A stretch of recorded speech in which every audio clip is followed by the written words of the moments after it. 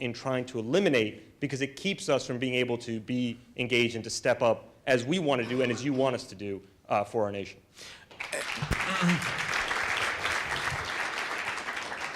Yeah, some of these labels are very dangerous, and they're sometimes too convenient to bucket people conveniently within a certain category that allows people to do things. And this is something that law enforcement, justice are looking at, have taken a step back and are looking at, but this does take some time.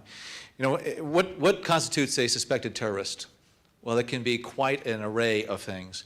You know, someone who, if you know that someone is a terrorist, you're watching them, and they live with somebody, and they work with them, and they're with them all day, and they are constantly communicating, but yet you don't have the information on them, well, that's pretty good as far as being a suspect. But then you have other people that are further away from that individual that might also be labeled the same way. And that type of sweeping mentality, I think, is very detrimental, and we need to take a look at that. This needs to be recalibrated, just like we're recalibrating secondary screening, no-fly lists, other types of things. I think that is important. On the issue of contributions and charities, zakat, I can remember when I was a kid, my father used to take me up to 232nd Street, Gaelic Park, a place where Irish hurling and football was played. And this was in the 60s and early 70s when the IRA was engaged in all the terrorist attacks in Northern Ireland. And there'd be a lot of people outside who were trying to collect money for the widows and orphans.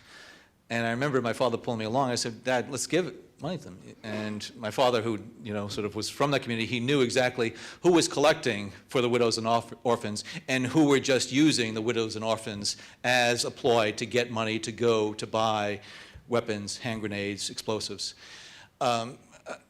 We need to make sure that we as a community, and I think this is where a real obligation falls in this community, is not to allow us to be entrapped by those who purport to be Islamic, purport to endorse moderation, but are using just that banner as a way to funnel funds. It is a challenge, and I think this is something that the government is going to have to sort of deal with, but I think the President has been very sort of strong in some of his statements about the importance of allowing those types of contributions going to those legitimate organizations, whether they be Muslim, Hindu. Yes, you have a follow-up? I just want to say that, as far as charities, and I agree with what you're saying, for us as Muslims, we don't want to give charities to anybody who use it for any other purpose but charity. And what we're saying is, work with us directly to, if it's not a cleared list, work with us directly so that we know with confidence that we can invest. Same thing with our organizations. If there's somebody who's supporting terror, we want nothing to do with them. But we need a direct conversation to know who to work with and who not to, because when you use labels like unindicted co-conspirator, we dismiss it offhand. And so we want to work with confidence with you directly to know who is and where there's legitimate evidence that someone really is or charity really is going to the wrong places, and where it's just really quite honestly not true, and where it's just quite honestly being used to smear our community. Well, the Department of Justice and Treasury are trying to work, and the pendulum that swung after 9/11, it swung very much in one direction, swinging back, but it does take some time. I think it is still going there, but I think that engagement with the community, as you say, is critically important. Two more. This time it's really two more. This is the next to last one. Hi, my name is Omar. I'm a graduate student at Columbia University. A couple of people brought up the issue of airport security, and I was wondering if you could elaborate a little bit more on that. We know for obvious reasons why religious and ethnic profiling doesn't work in terms of maintaining the security of our country. But I'm wondering what the conversation is right now in our government about the issue of national profiling and the new list that was introduced of countries where citizens who are from those countries can be subjected to special screening. I'm wondering whether you really believe that makes us safer. Nigeria was added to the list. Cuba's on that list. But as we know, back in 2006, more than one individual who was a British citizen was involved in plotting against the United States via transatlantic airliner. So why don't we subject all British citizens to the same kind of logic? And this is quite apart from the offense that it may, or inconvenience it may cause to people of Muslim background or who appear Muslim. And it's also beyond the issue of just looking at names that sound Muslim. So I'm wondering what the conversation is in the government about this issue and what they think will actually make us safer. There is there is an ongoing and active dialogue. I've spoken with the Secretary, Deputy Secretary of Homeland Security on the process that we have underway right now, as far as the review of this list of 14 countries. There are issues related to the secondary screening, the mandatory secondary screening of those 14 countries, and then there's issues about adjusting the criteria, the guidelines as needed for the watch list or no-fly lists. They're related, but they are distinct.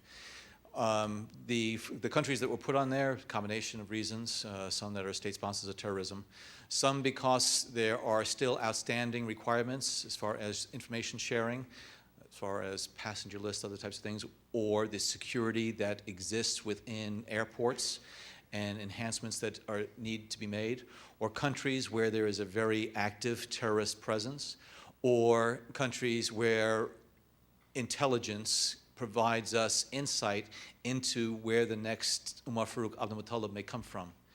And again, in the overabundance of caution that, and I remember the discussions that took place, we recognized that there was going to be a fair amount of pushback.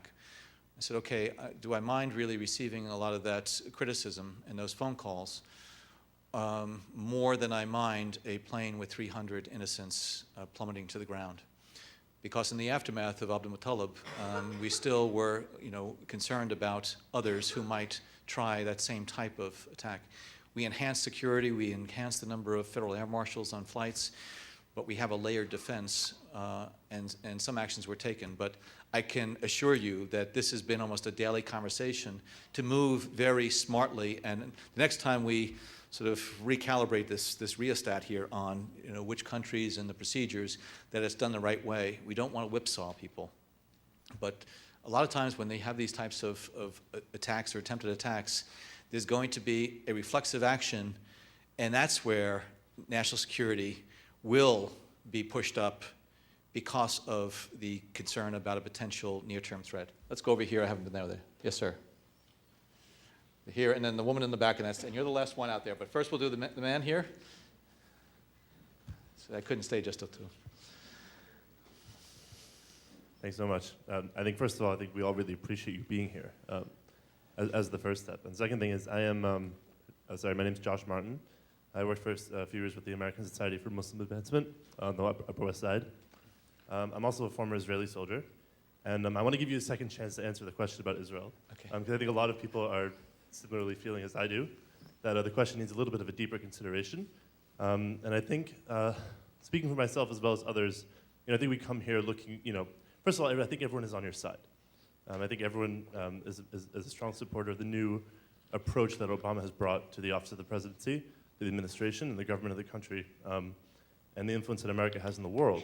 And I've heard people in the administration as well say that the main challenge to America's security and foreign policy is the Israeli-Palestinian conflict.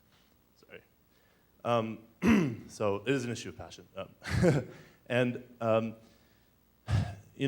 think we all understand that it may be a little bit unreasonable to expect from the American administration, given the political winds that exist, to withdraw any kind of support from Israel. But I think, or at least to withdraw it, in a wholesale manner, politically and ideologically. But with that said, I think I wonder to the extent that we can use certain tools in a practical way to get a stronger measure of fairness and ultimately a greater chance for resolution to the conflict by using certain tools like the withdrawal of funds as levers on Israel to change some of its political approaches. So I wonder if you could speak directly to that issue, and again, just to give you a second chance to express that, because I think we're all very disappointed in your first answer.